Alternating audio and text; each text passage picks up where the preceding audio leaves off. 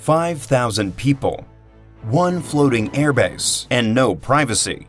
You slide into a space 26 inches wide, pull a thin curtain across your face, and try to fall asleep while a jet engine ignites in full afterburner directly above you. The rack vibrates hard enough to rattle your teeth. The deck shudders as a 50,000-pound aircraft slams into arresting cables at 150 miles per hour.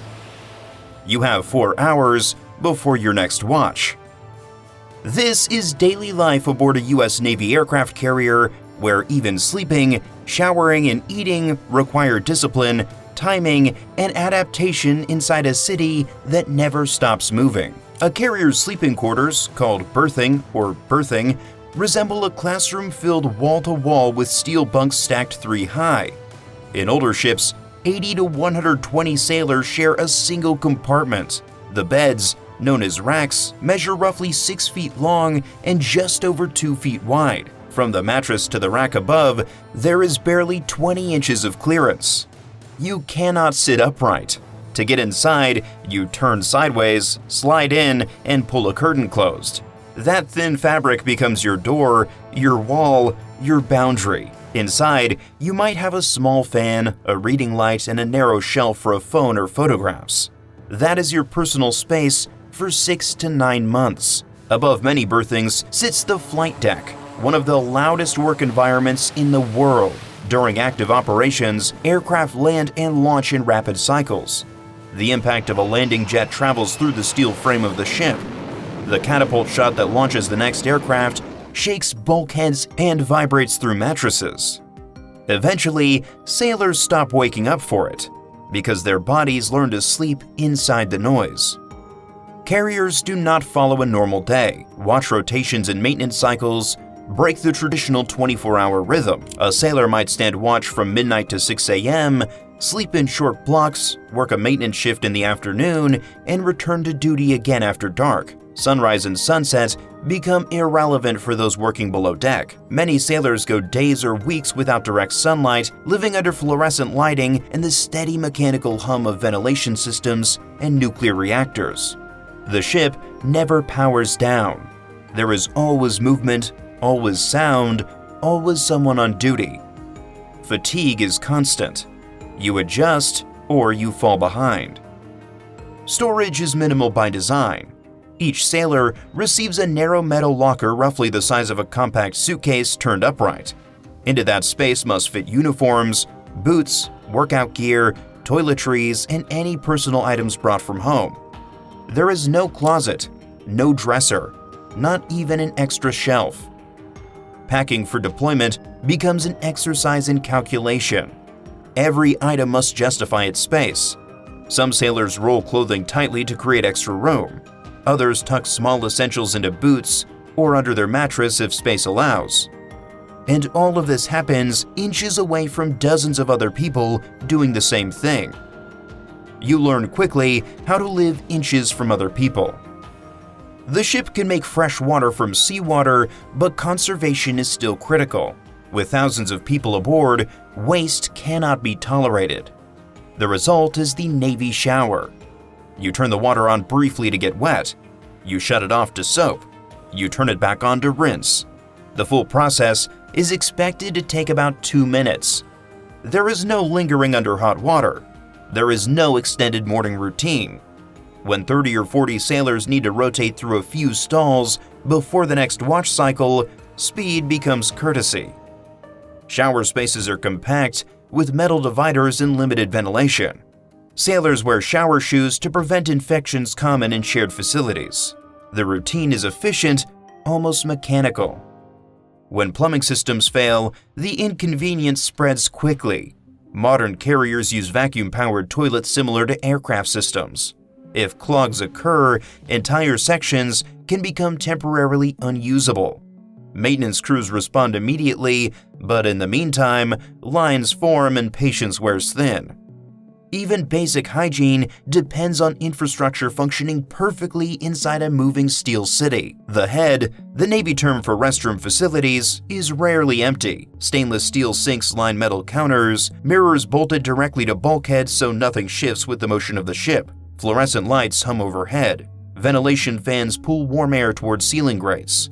There is always the faint mix of soap, steam, and machinery. Sailors brush their teeth shoulder to shoulder. Someone shaves carefully while the deck moves subtly beneath their boots. Another adjusts a collar device in the mirror before watch. Water runs. Faucets shut off. Paper towels disappear quickly. There is no quiet, solitary start to the day. Instead, there is coordination. One sailor steps aside so another can reach the sink. Someone finishes quickly because their relief is already waiting. Conversations are brief and practical. Everyone understands that time is limited and space is shared. On heavy sea days, even shaving requires balance. Small adjustments prevent small mistakes. Personal routines become synchronized without discussion.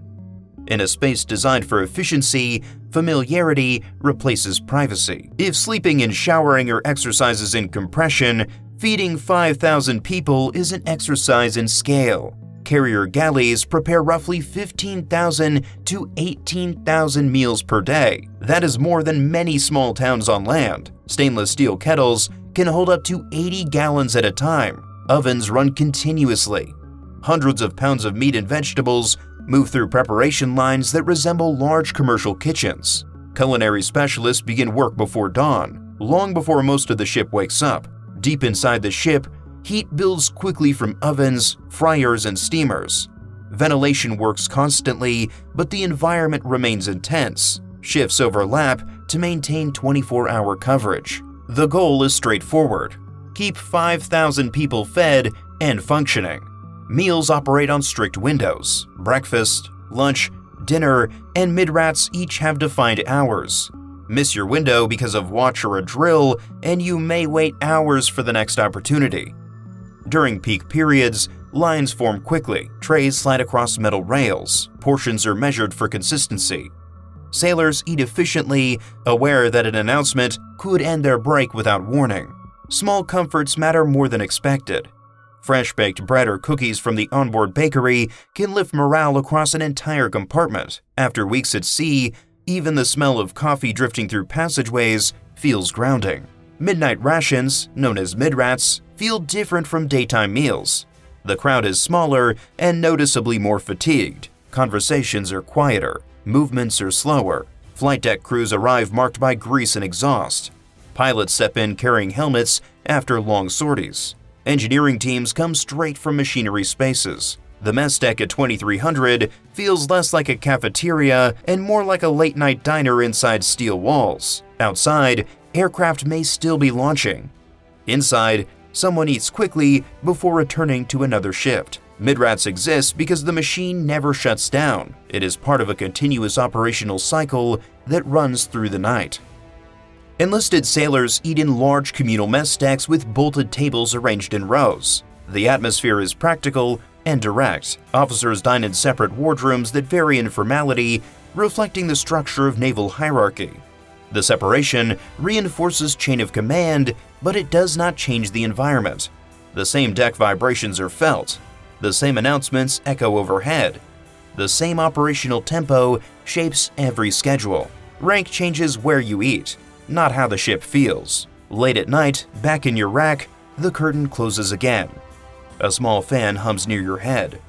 Footsteps pass in the narrow aisle between bunks. Then a jet launches. The catapult fires. The hull shudders.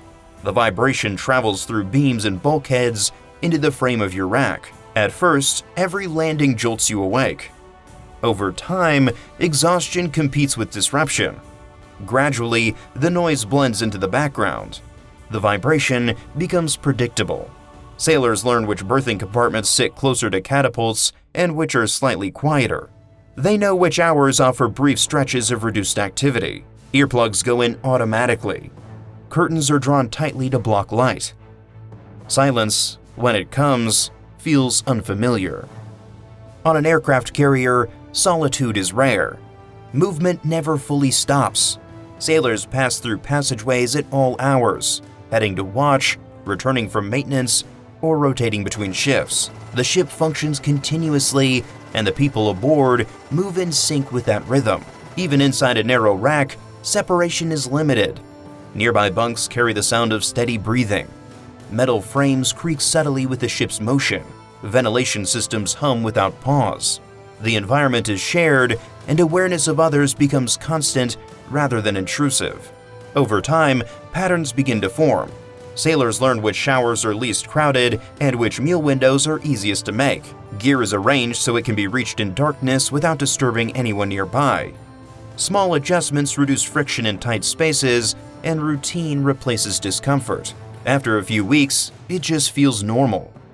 The racks feel structured rather than restrictive. Timed showers become efficient.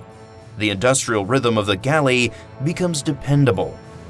Even the thunder of aircraft overhead fades into the background of daily life. 5,000 people live inside a single moving steel structure, sustaining flight operations around the clock. The carrier continues forward through open water while aircraft launch into the night and arresting cables snap tight across the deck. Below the flight deck, behind thin curtains and inside compact racks, sailors rest within that constant vibration, knowing the cycle will begin again in only a few hours.